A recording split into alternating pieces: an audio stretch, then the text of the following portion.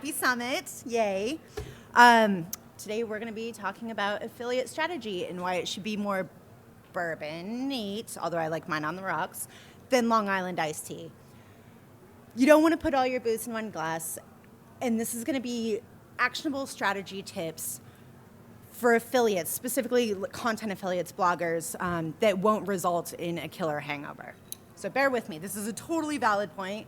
You just have to get the booze analogies a little bit. Go next. My name's Christen Moynihan. I am the editorial and accounts manager for The Broke-Ass Bride, which is a budget wedding blog. I've been managing that for 2 years, and I've been doing the accounts for them for 3 years. So I know my stuff in that space. I'm also the owner of Bourbon and Sparkle, which is an affiliate consulting business specifically for wedding bloggers that are looking into getting to the affiliate market space. This is my 4th affiliate summit, and it's my 3rd time speaking. And in the time since the Broke-Ass Bride got started in the affiliate space, our revenue has more than doubled in the last year, and I'm a general badass. So, yes. This microphone? I'm trying. Is that better? Feel free to holler at me. I get a little twitchy and nervous, so that's a thing. Hey, thanks, man. I appreciate that. Okay, so that's kind of my background. And I am a little bit of a nervous speaker, so bear with me. But that's also why I brought bourbon for myself.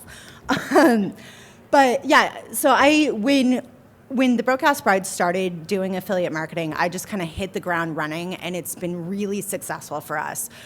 Previously, the majority of our advertising revenue came from direct sales, and in the last year especially, we've increased our revenue specifically through the affiliate stream to the point where I don't have to worry about direct sales anymore. They're great. They're a total awesome bonus, but I get the majority of our revenue from affiliate marketing. And it's because of these tips that I'll be speaking about today that's made that possible. So first, you want to pick your poison. You want to build a solid strategy around your content. Hold on. Sorry. The key to success in building a strategy is it has to be in line with your brand. You want to think of you want to think of your readers first and foremost, and then you can think about monetization. You know your audience the best. Nobody else knows your audience. Your advertisers don't know your audience. You do. So you have to do what works with them. Product-heavy posts like gift guides, which we see a lot, especially around the holidays, around Q4, they don't work for everybody. So you need to figure out what's the best for you and what's the best for your audience. And you also need to do it in a way that's comfortable for you. I personally don't feel great doing gift guides because I feel like that's very salesy, and that's not in line with our brand. And instead, I try to integrate everything into my content because content comes first as a blogger. It should be your priority. Likely before you even thought about making money through a blog, you just had something to say. That's all you wanted to do. And that's probably still what you want to do. That's why you're doing it.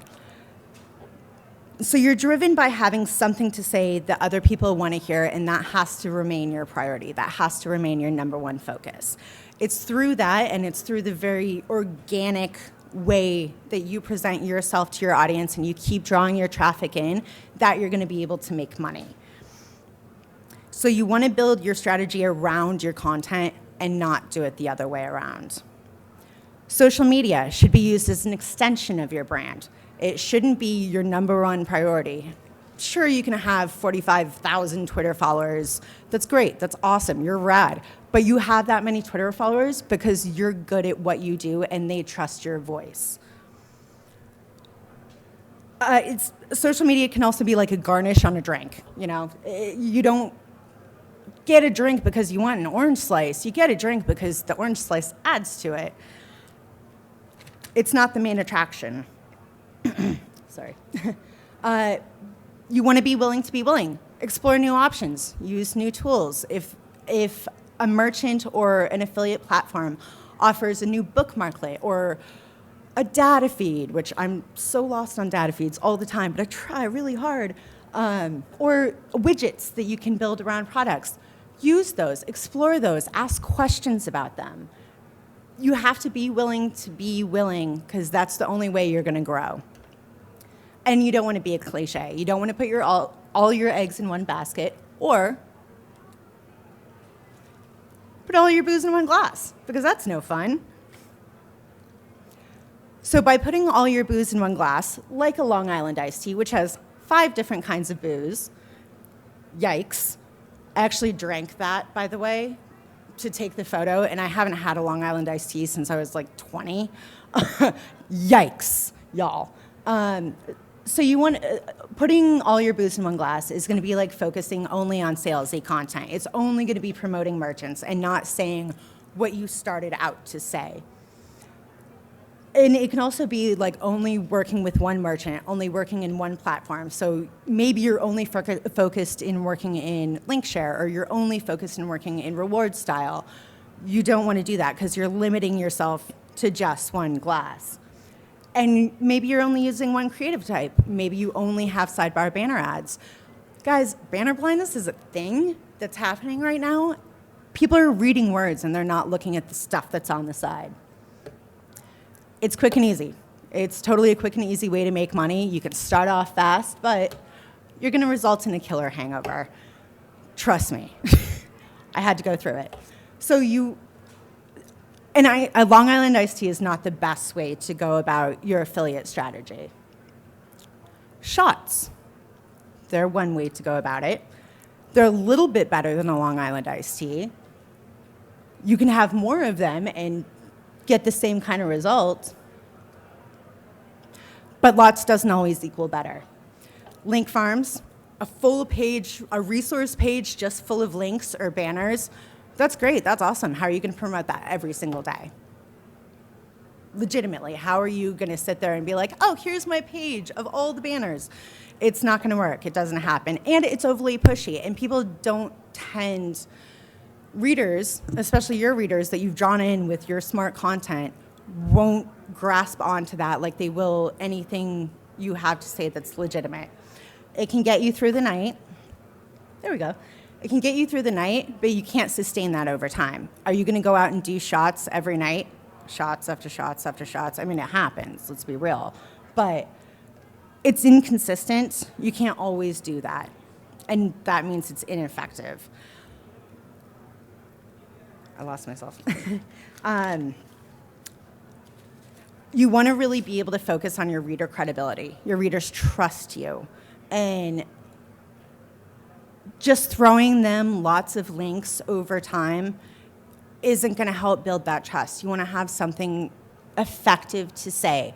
And one of the ways that you can do that is by focusing on keywords. You don't necessarily have to mention the merchant or the product or whatever. You can focus on keywords. For instance, because I'm a wedding blog, and sorry, this is a thing, instead of saying, buy your bridesmaids dresses from Beholden, I'll just use bridesmaids dresses, and I'll link that to Beholden. I disclose at the top, of course I do, because you should, but I use the very organic content that I have, the words that I'm already saying, and I'm thinking that every single time I'm mentioning something that can be bought, I use that, and I link it to one of my merchants. People click on it. We have conversions. It's a thing, but it's not shoving it in their face. I'm focusing on the words that I'm writing that my readers want to hear while also adding links. Shots are also hangover causers. Sorry. Hi, I apologize a lot too. When you take too many shots, you're going to have a hangover. We all know that's true, right? Right? Okay. It's not a sustainable way to do it, just like a Long Island iced tea is not a sustainable way to do it. So what you want to focus on is bourbon, because bourbon's fun. It's slow and steady. It focuses on the everyday content. It focuses on social media. It focuses on what your readers come to you for every single day. You build your credibility, you build your loyalty, you have your readers ask you questions and engage with you, and then you can point them in the right direction for a resource. For me, I get the question, where do I buy a wedding dress? Where do I even start looking for wedding dresses? That's a very easy way for me to say, hey, go to Beholden. They have great wedding dresses that are under this amount of money. But they come to me with those questions because they know me, they understand me, they trust me to give them the right advice. And that's money, literally, in your pocket. Brand recognition is another thing. You want to make sure that you're selling yourself first and foremost before you're selling any products. So you want to take the time. You want to sit there. You want to have conversations with your audience over a cocktail, over, a mutual shared interest, because they're coming to you as an expert. So that has to be your number one priority. You can spread them out real easy. I mean, man, guys, I can last all night long as I'm just drinking bourbon or just drinking champagne, because that's also a thing. But a little bit every day. You don't have to go hard and fast. You don't have to put all your booze in one glass. You spread them out. Not every single post has to be monetized. Not every single post has to be like, I'm making money this way. You spread it out. You make it work for you, but you do it in a way that works for your audience as well. One of those ways you do that is through your social media. You promote your content first and foremost. Your content is number one. So you don't want to necessarily just throw out all of these affiliate links on your social networking sites. You want to say, hey, I had this really great post over here about wedding dresses, about bourbon, but also here's this wedding dress that would be great that's on sale right now, or here's this decanter for your bourbon that you can drink out of that would be a great compliment to that amazing bourbon you just tried. You want to build your reader trust. Very, very, that's the most important thing. A lot of bloggers saw issues when Pinterest decided to start disallowing affiliate links. That was huge, especially in the wedding blogger world. Wedding bloggers use Pinterest like our lifeblood. I mean, it's almost like heroin for us. And so when Pinterest decided to take that away, there are some people that lost a lot of money because they were only focusing on Pinterest and using their affiliate links in that way. And guys, that sucks. I mean, I know somebody that lost out on $800 a day because of that. That's a lot of money, y'all. I don't make $800 in a day, but I could. So you want to spread it out. You want to focus. You want to figure out what's working for you. And yes, Pinterest is good. It's hard. It's fast. That's the Long Island. A better way, Bourbon, is to say, hey, Facebook, you've been really digging on this dress. So here's this dress on sale. Here's another one that's similar to it. Also, while you're here, check out this post about how it looks on a real person instead of on a model. You tie it all in together, and you sip it slowly. You enjoy it. You can also, monetize your old content. That's a good way. You reshare everything. You go through your old posts, go through and see what your traffic is, who's enjoying what, and then figure out how to monetize that. And then you share it, and you sip on it, and you enjoy it. I have a friend who just monetized a post that she wrote 3 years ago and got an $800 sale as a result of sharing that post one time on Twitter, randomly out of the blue. It works for you. You already have that. You have that tool in your pocket. Use it. The more your readers become familiar with your brand through your content, the more they're going to trust it, and the more likely you are to make sales and make conversions and make money, because that's why we're all here, right? Right? Or is it just the bourbon? I think it's just the bourbon. Wade Tonkin, who's an affiliate manager for Fanatics.com and a trusted friend of mine, backs me up on this. He says your initial focus should be on building a brand and building your domain on hosting your own stuff that you can control, because you're in control. Your readers aren't in control. They trust you on all this. So focus on you. Focus on you first and foremost, not the hangover the next day, because who feels good with a hangover? I don't. You want to take care of yourself first, and the money will come to you after that. Yes?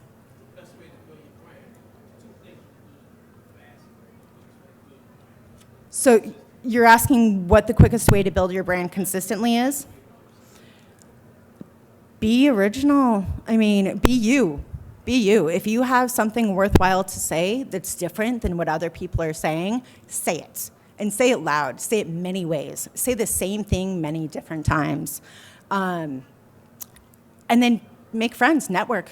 Be here, be on social media, engage with other people on social media. The more people you talk to, the more people are going to know your brand. Does that answer your question? Did that help? Okay. Basically, and I know this is super short, guys. I actually prepared for an 18-minute session, and I found out it was a 30-minute session as soon as I walked in the door. So, yikes. Totally happy to do a question and answer session. I would love to. I might be a little bit better that way. But basically, the moral of the story is don't put all your booze in one glass. Spread it out with top shelf booze because it's better, and it won't get you as drunk, and it won't leave you feeling as horrible. And you're going to enjoy it a hell of a lot more than you will the crappy stuff, trust me. And if you go hard and fast, it's not going to result in anything that you like to do. It's actually more work on the end, because if you just go in horns ablazing and you just try to link everything, that's great, that's awesome. How are you going to do that with new content? Are you going to take that route with every single new post that you put up? That's hard. That's really hard to maintain. You don't want to do that to yourself, mostly. Always look for new resources. Always look for new ways to figure out how you're going to do this. You know, talk to new people. Talk to your friends. Tell them to use your affiliate links every time they're shopping. Man, you guys, that adds up, especially Christmas time, for serious. Newsletters, email newsletters. They're a great way to spread out your content, to drive people to your site. But you can also monetize those really easily. You can put those links in there. You can add sidebar banner ads in those newsletters. You can monetize images. Any image that you put on your blog, if you pull that from a merchant, put an affiliate link in there. You know, people like to click on photos. And it very much comes down to last click attribution as well. You know, you just want to make sure that you put that cookie right there, because eventually you're going to get a sale from it. And once you start getting those sales and you start seeing what's working for you, you do it. And it works every single time.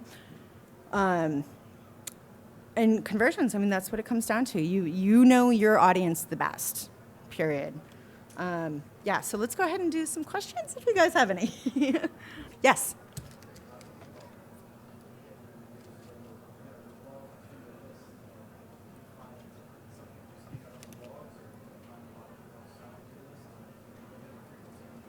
Okay, so it sounds like the question is, how do you get your readers to sign up for your email?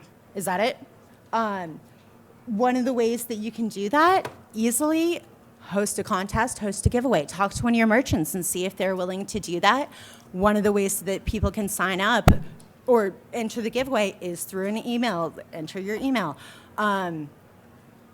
Just have a subscription bar on your site. You know, the first 5 times they click over to your site, invite them to subscribe. They will. People like doing that. I mean, newsletters are totally a thing. They're not an amazingly huge thing, but they're another resource, you know. Yeah. Does that? Yeah.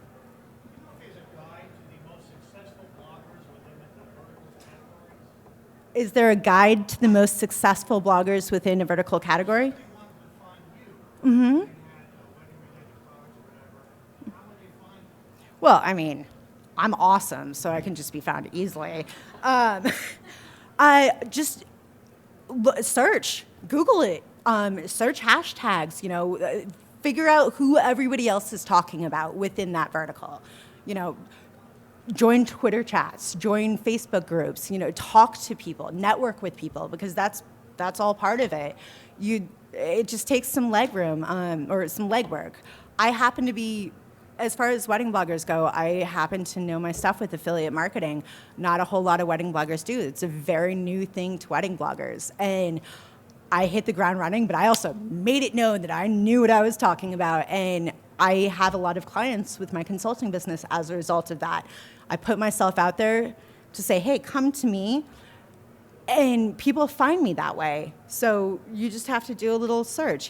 Join Facebook groups that are relevant to what you're talking about and see who they're talking about.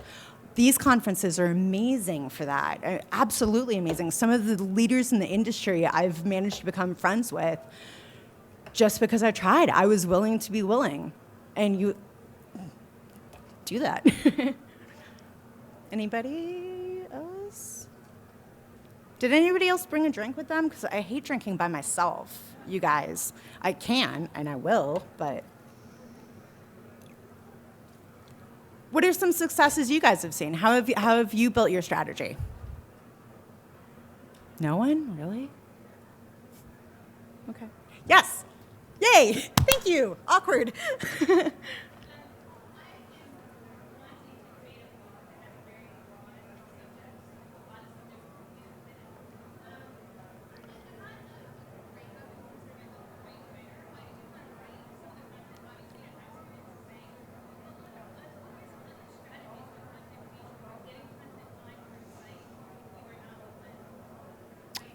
Okay.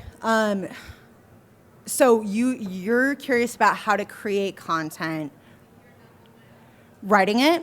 Ask for contributors. I mean, you have to build the blog first. There has to be an original voice first and foremost. When I started with the Broke-Ass Bride, I don't own the Broke-Ass Bride, you guys, but I run the show. Literally run the show. I actually started at the Broke-Ass Bride as a contributor. And then I became the accounts manager, and now I'm the editorial and accounts manager. I do everything for it. My lucky boss. She doesn't have to do anything. But yeah, ask people who are interested in the subject who, if you don't have a lot of confidence in yourself as a writer, ask one of your friends, say, hey, this is something we've talked about. You're a considerably better writer than I am. Would you be willing to work with me on this? But you have to provide your own voice. You have to, because your brand can't be your brand if it's not you. But yeah, ask for contributors. There are people out there that want to write, and they'll do it for free for a while. Does that answer your question? Okay. So aggregating content, you have to be a little bit careful with that. One of the ways that I have found that to be successful is to kind of feature somebody else's idea, link to that, and then insert my own voice as well. So it's more of like, hey, this person said this really cool thing about this wedding planning idea, but here's what I think you can do with it. You're providing a link, great for SEO. That's absolutely fantastic for SEO, and it can draw traffic to your site just by featuring them, because who knows, they might turn around on Twitter and be like, yo, this little tiny blog, but super excited about being shared on it. And then you're gonna draw like-minded readers that way, and it's just a matter of working with that and growing with that. Anyone? Bueller, Voodoo Economics. Okay. My contact information and me, drunk. That was a thing that happened. Guys, I worked so hard on this, so hard. Life's difficult, and my friends are bartenders. Yeah, follow me on Instagram and Twitter, Broke-Ass Christen, number 10, because it's the way my name is spelled. It's like a guy's name, Chris, and a number 10. Email, Bourbon and Sparkle is my consulting business, and if you have wedding-related questions, Christen at the Broke-Ass Bride. I'm around all conference. Come find me. I'm usually carrying one of these around because I can, and I'm happy to chat. I get a little awkward on stage, but I am way better one-on-one, so... Yeah, it's a super short session, like I said, but I hope you guys learned something.